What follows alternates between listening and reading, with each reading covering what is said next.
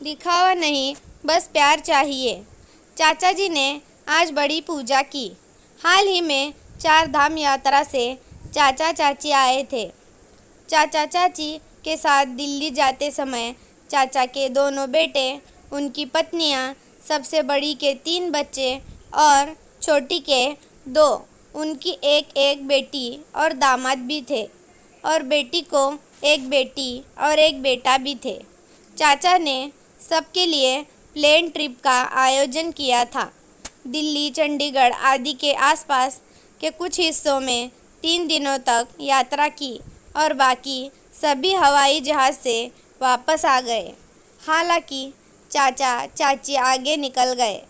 कई सालों से चाची चाहती थी कि कम से कम एक बार तीर्थ यात्रा पर जाए। बेचारी चाची ने जीवन भर केवल मेहनत की थी। जब उनकी शादी हुई तो वह जॉइंट फैमिली वाले घर में आई। इसके अलावा घर में बड़ी बहू होने के कारण घर में 2 देवर और 3 ननद की शादी, प्रसव सब चाची ने की।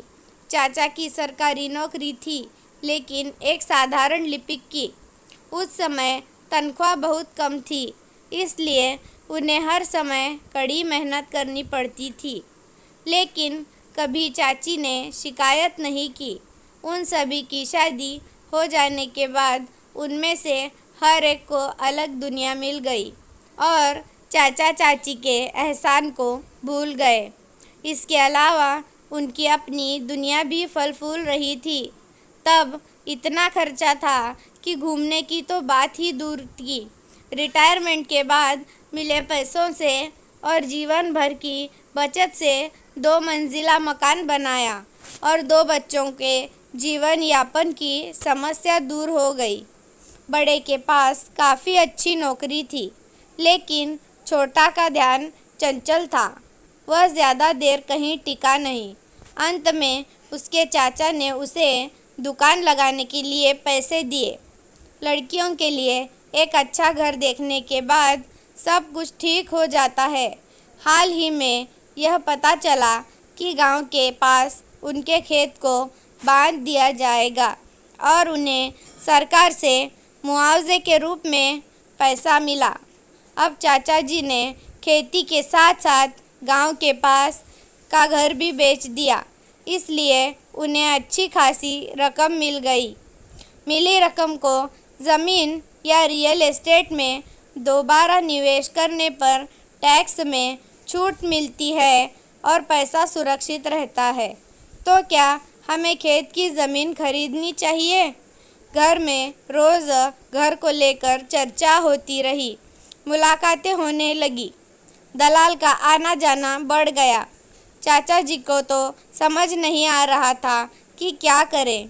इस समय चाची ने कहा कि वह 4 धाम यात्रा पर जाना चाहती है, इसलिए भले ही यह यात्रा निकाली, लेकिन चाचा ने कम से कम 3 दिनों तक सभी को खुश किया और फिर आगे बढ़ गए।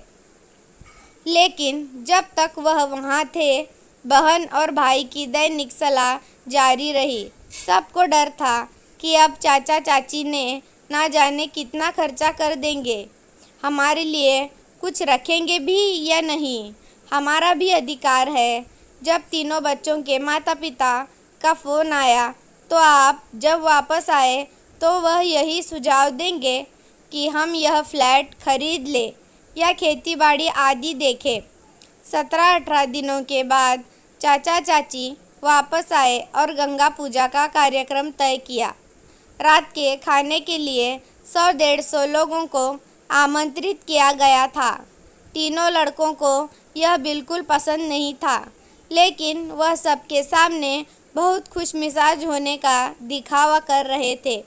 दावत और पूजा अच्छी तरह से हो गई और सभी अपने घर चले गए।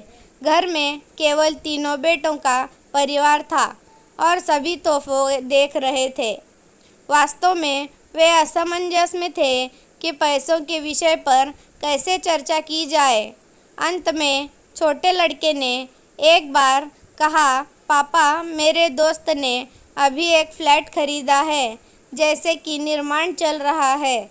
अभी कीमत कम है, वह कम पैसे में 3 फ्लैट छोड़ देगा। क्यों ना जाकर इस रविवार को देख कर आए। लेकिन चाचा अपने पोते से बात कर ही रहे थे कि अचानक उन्होंने कहा, जब हम यात्रा कर रहे थे तो वहाँ मज़ेदार था। एक मंदिर में बहुत अच्छा उत्सव चल रहा था। रात का खाना चल रहा था।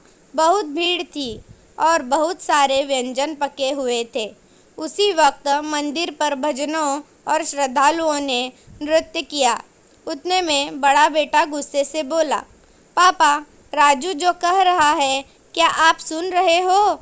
मैं धीरे धीरे यह सोचकर मंदिर के दर्शन मिलेंगे या नहीं, लेकिन कमरा बिल्कुल खाली था।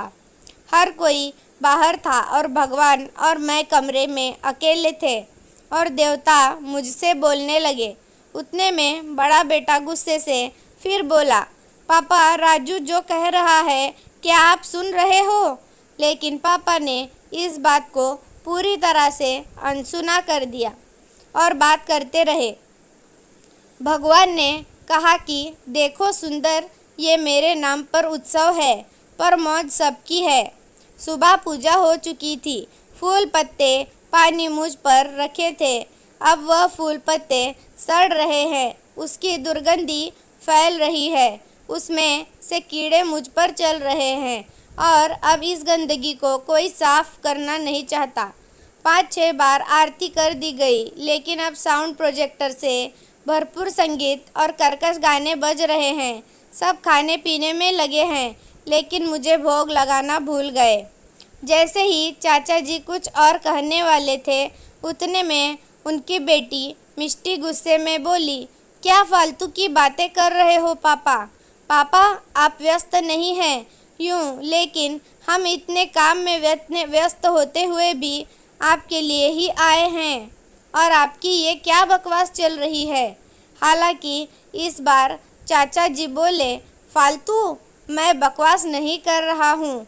जो कुछ भी कह रहा हूँ मैं आपको सच कह रहा हूँ। आप हमारे लिए नहीं बल्कि सिर्फ पैसों की सेवा करने आए हैं। जब हम यात्रा कर रहे थे तो हर कोई मुझे अलग अलग योजनाएं बता रहा था, लेकिन आप में से एक ने भी हमारे स्वास्थ्य के बारे में नहीं पूछा। हम क्या खा रहे हैं, कहाँ जा रहे हैं और हम कहाँ रह रहे हैं, आपने पूछताछ भी नहीं की। हमने तो जीवन भर मेहनत करके 4 पैसे कमाए और आपके जीवन को बेहतर बनाने की पूरी कोशिश की। हमारा कर्तव्य था, लेकिन हम अपनी ज़िंदगी जी नहीं पाए। खुशी भी कभी महसूस ही नहीं हुई। आपने इस बारे में कभी सोचा? जब यात्रा पर आपकी माँ का जन्मदिन आया तो आप तीनों में किसी ने भी साधारण शुभकामनाएं भी नहीं दी अपनी माँ को। मुझे पता है कि मेरे पास जो पैसा है उसका क्या करना है। ऐसे ही मेरे बाल धूप में सफ़ेद नहीं हुए हैं। मैंने तीनों फ्लैट में पैसा लगाया है और बाकी के पैसे पोते के नाम फिक्स डिपॉजिट्स में रखे हुए हैं। उन्हें वह पैसे उसके शादी के वक्त मिल जाएंगे, लेकिन तीनों फ्लैट मेरे और तुम्हारी माँ के नाम पर रहेंगे। मैं तीनों घर किराए पर दूंगा, लेकिन मैं घर का किराया तुम्हारी माँ के हाथों में दूंगा। हम इसका अधिकतम लाभ उठाएंगे घूमने के लिए, और तुम्हारी माँ खर्च करना चाहेगी तो वह करेगी, लेकिन तीनों फ्लैट आपको हम दोनों की मौत के बाद ही मिलेंगे। हमने जीवन भर मेहनत करके कमाया है और आपको भी मेहनत से कमाना चाहिए, तब आपको पैसों की सही कीमत पता चलेगी। सचमुच आज घर पर देवता भी बातें करने लगे थे। मंदिर के भगवान को साज सजावट और दिखावा नहीं चाहिए, उन्हें मन से भक्ति चाहिए, और घर में देवताओं को चाहिए थोड़ा सा प्यार। क्या उन्हें यह सब मिलेगा? ऐसी ही मज़ेदार कहानियाँ सुनने के लिए मेरे चैनल को सब्सक्राइब कर देना। धन्यवाद।